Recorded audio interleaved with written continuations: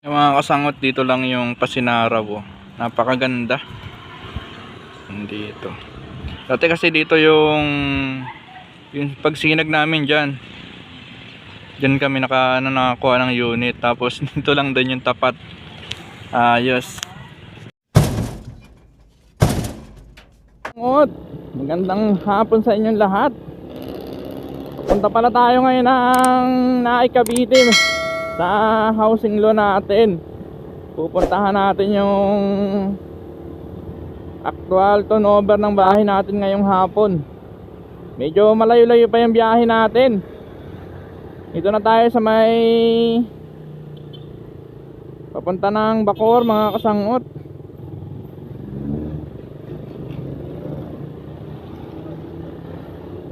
Sana walang ulan. Kanina kasi umuulan dyan sa parting parting C6, mga kasangot. Papunta ng Isimbikutan, umuulan. Basa nga tayo kanina eh. Sana dito walang ulan. Medyo uminit na rin yung panahon dito. Pero pang mga ganito kasi, mga kasangot, magbabadya talaga tong umulan basta uminit. Madilim yung kalangitan. I-update ko lang kayo mamaya, mga kasangot, kapag malapit na tayo sa Naik. Malapit na tayo sa Timalan, Naik Cavite, sa housing loan natin. Minor na tayo rito. Maaga pa naman mag-aalauna pa lang naman. Halos ang biyahe rin natin sa 2 oras. 2 oras, pero hindi naman yun talaga. Tamang rides lang yun. 60-50 lang yung takbo niya. Hindi pa tayo pwede magmadali, gawa ng hindi pa natin gamay yung kalsada rito sa Cavite. Dahan-dahan lang tayo. Malapit na.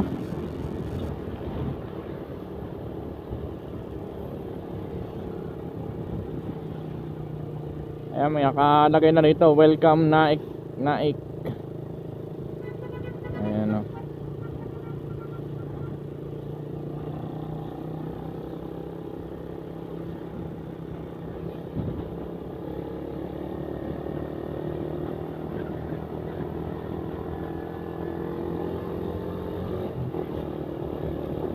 Grabe rin pala lubak-lubak dito,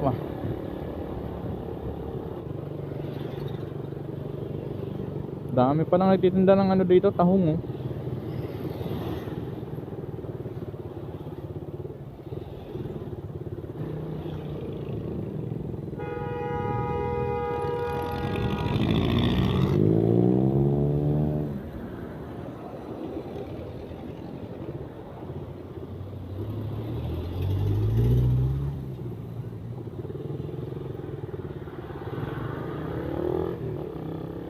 Yan, papasok na tayo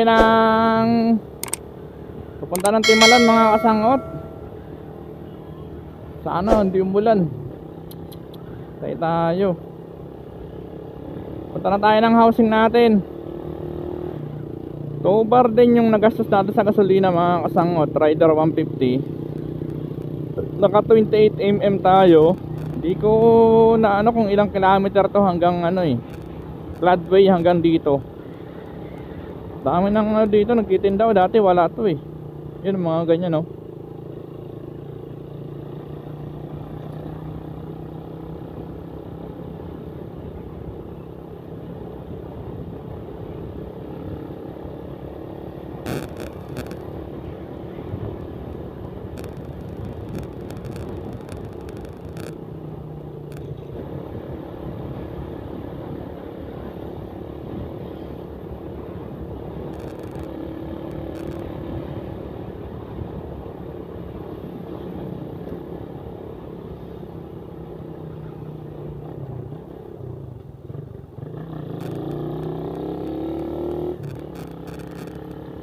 Parang pag dito sa gabi siguro, mga kasang, sobrang dilim. Pero may mga perimeter light na rin oh.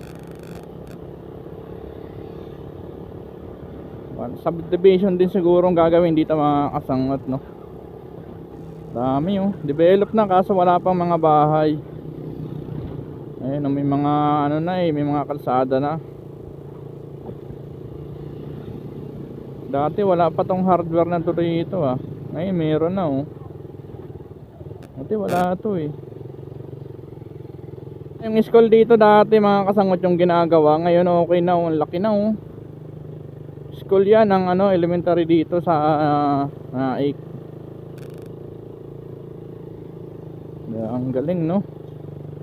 Balang araw magiging city na rin tong Naik.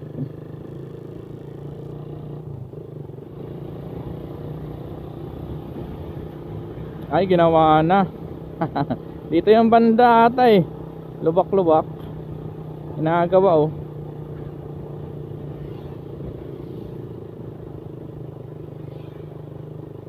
Yan mga kasangutan, dito na tayo sa Timala na Cavite kung saan ito over yung housing loan natin kay Pasinaraw.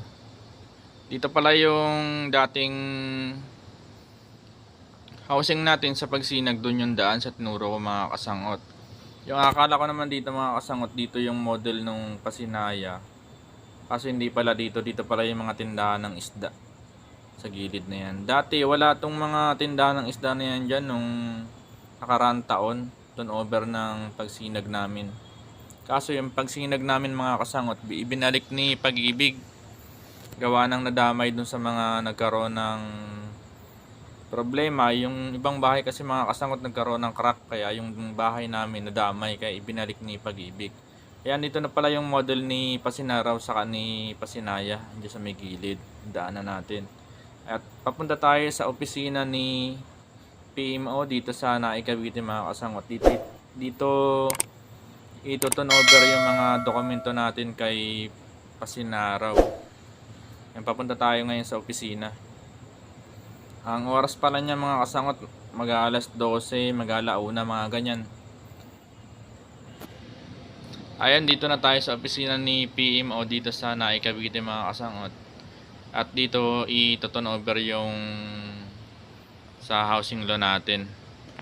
Marami na rin nag-aantay, marami rin nakapila na mga homeowner mga kasangot. Yung mga kasangot, dito lang yung Pasinaraw oh. Napakaganda dito. Dati kasi dito yung Pagsinag namin dyan. Dyan kami nakakuha ng unit. Tapos dito lang din yung tapat. Ayos. Ayun mga kasangot, dito pala yung unit natin dito sa Pasinaraw. Jackpot dahil buhos yung nakuhang unit natin dito mga kasangot. Hindi na tayo magpapalitada ng loob. Tawag dito yung skim coat na lang gagawin natin. Kayang-kaya na natin gawin yan. At pag bukas ko pala dito sa likod mga kasangot, hindi pa pala to simentad. Hindi kagaya ng Pagsinag na simentado na yung likod, no? Pero okay na rin kasi ipapaayos pa naman natin yan. Ito yung gagawin nating lababo dito sa likod. Okay na rin, malaki na rin yung space nya. Hindi na tayo lugi na mga kasangot. Si buhos yung bahay natin, napakaganda. Yung kagaya sa Pagsinag na hollow blocks. At yun na rin yung CR dito. Okay na okay talaga, napakaganda. Skim coat na lang yung kulang sa pintura. May bago na tayong bahay. At pag-akit ko naman dito sa taas mga kasangot, i-check natin. At chinek ko muna pala yung panaran ng pinto kung okay. Ayun, nakakita tayo dito sa taas. Ayan mga kasangot, buhos din yung slab natin, napakaganda talaga. Hindi kagaya sa iba na plywood saka zipper lens lang yung nakalagay. At chinek ko na rin yung mga jalousie dito kung may mga sira. Okay naman. Ayan, ikot-ikot lang tayo rito sa loob ng bahay mga kasangot.